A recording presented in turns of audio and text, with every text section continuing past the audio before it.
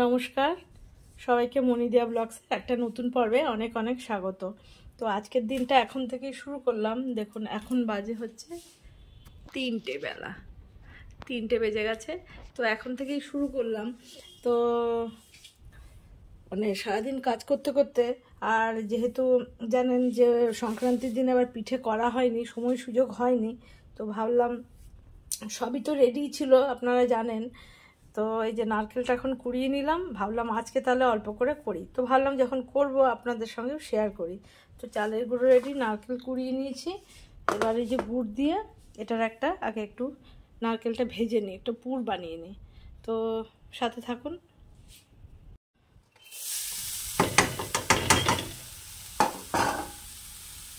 অনেকে আবার এটাকে নারকেলের এই পুরটাকে নারকেলের ছাইও বলে, যেখানে যেরকম অ্যাকচুয়ালি আঞ্চলিক ভাষা। তো এটা খুব তো বেশি একদম নারকেলের নাড়ুর মতন অত কড়া পাক করবো না, একটু হালকা ভেজে নেবো আর কি। গুড়টা খুবই ভালো, নলেন গুড়। তো একটু এটা ভেজে একটা পুর বানাই। পুরটা পুরো রেডি, গ্যাসটা বন্ধ করে দিয়েছি। তো ভাবলাম পুলি পিঠে করাটা একটু সময় সাপেক্ষ ব্যাপার। তো আগে কটা ভাবলাম পাটিসাপটা ভেজে নেবো। তো ফ্রাইং প্যানটা তো বসিয়ে রেখেছি। তো ভাবলাম একটা আগে পাটিসাপটার একটা গোলা বানিয়ে নেবো। তো তার জন্য সব চালের গুঁড়ো, আমার কিন্তু দুটো চালের গুঁড়ো, একটা সেদ্ধ চালের একটা আতপ চালের। তো যে কোনো একটাই দেবো, দুটো দেওয়ার দরকার নেই। পুলি পিঠে করতে গেলে দুটো দিই, তার কারণ হচ্ছে শুধু আতপ চালের গুঁড়ো দিয়ে করলে পিঠেটা খুব শক্ত হয়, আর দুটো মিশিয়ে করলে একটু সফট থাকে, ওরকম হার্ড হয় না, মানে ভাঙলে একদম সেই গুঁড়ো গুঁড়ো হয়ে যাবে ওরকম হয় না। তো যার জন্য নিয়ে নিয়েছি দুধ, নেব একটু সুজি, একটু ময়দা। তো সব রেডি করে নিই, গোলাটা বানিয়ে নেব। 1 চামচ নিয়ে নিলাম ময়দা, একই মাপে নেব। 1 চামচ নিলাম চালের গুঁড়ো, নিয়ে নেব হচ্ছে সুজি, ওটাও 1 চামচই নেব। ব্যাস 1 চামচ সুজি,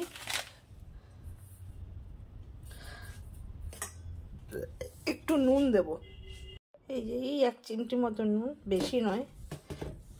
তো এবার এইগুলোকে, এই শুকনো উপকরণগুলোকে একটু ভালো করে মিশিয়ে নিই।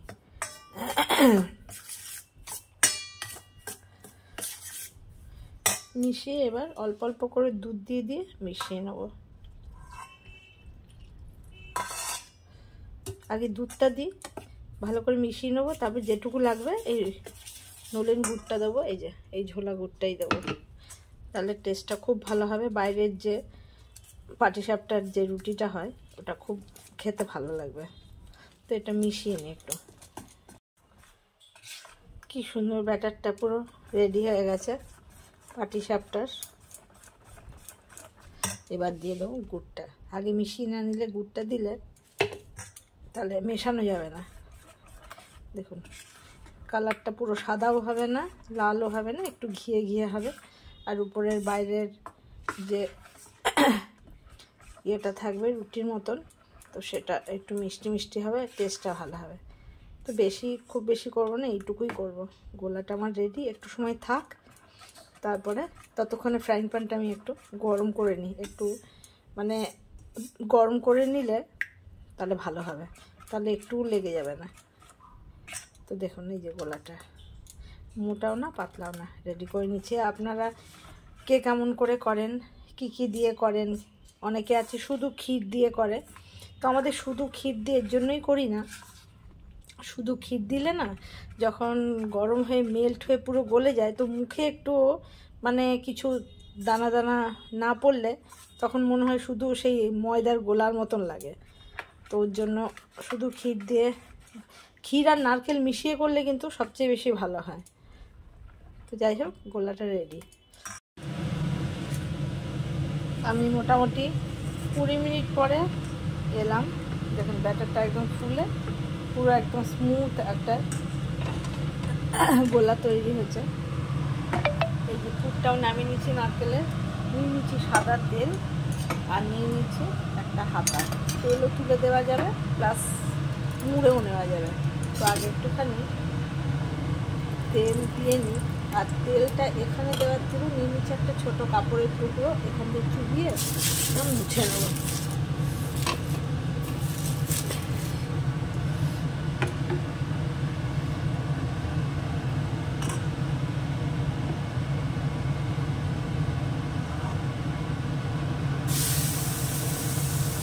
ছোটো ছোটোই বানাবো, বেশি বড় করবো না, ছোটো ছোটো হলে দেখতে ভালো লাগে।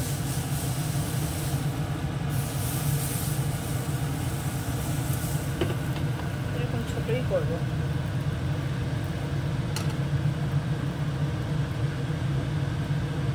দেখুন কি সুন্দর ফোল উঠছে, ফুটো ফুটো হয়।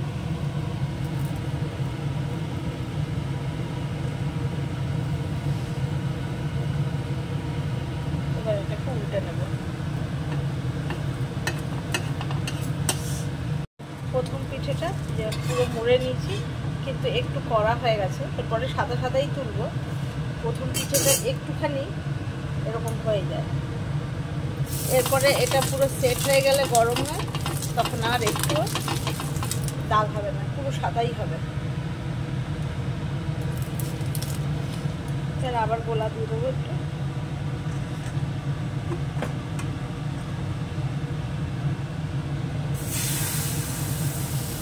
করে পুড়িয়ে দিলেও হয়।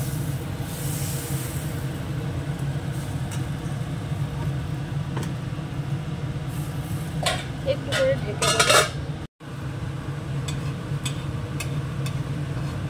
যত পিঠে করতে থাকবো তত আস্তে আস্তে ভালো হবে, আর দিকে যাবে। আর অনেকে আছে শুধু ময়দা দিয়ে করে, তো আমাদের শুধু ময়দা দিয়ে পিঠে করলে কেউ খেতে যাবে না, কারণ সে তো ময়দাই খাওয়া হয়ে গেল, চালের গুঁড়োর আর কি খাওয়া হলো।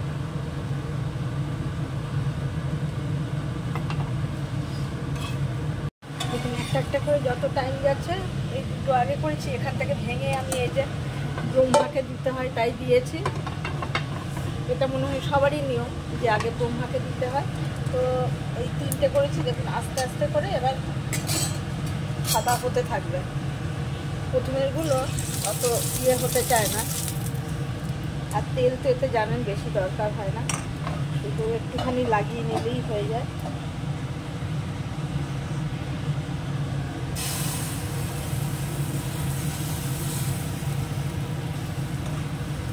ঢেকে দেবো। ঢাকাটা তুলে দিয়েছি, ওপরটা হয়ে গেছে। এবার একটু নারকেলের পুর দিয়ে দেবো। যত হতে থাকবে তত আস্তে আস্তে সাদা হয়ে যাবে, নাহলে প্রথমগুলো একটু করে। এবার এগুলো আর কিছু অসুবিধা হবে না, এখন পুরো ইয়েটা সেট হয়ে গেছে।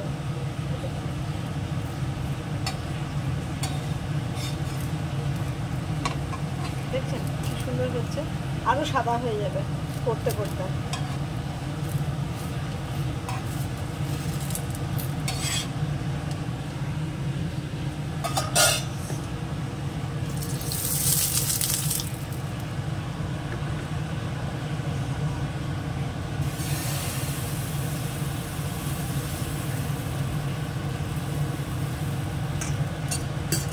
করে ঢেকে দিচ্ছিলাম আবার। দেখুন এটা তো পুর দিয়ে দিয়েছি,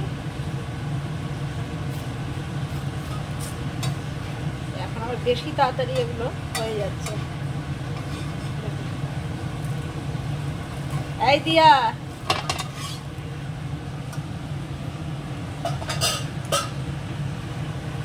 ডেকে দিয়ে দিয়ে দুটো খেতে পারবে। আমি কত বাজে? 4:30 বেজে গেছে। এবছর তো পিঠে করা খাওয়া হয়নি।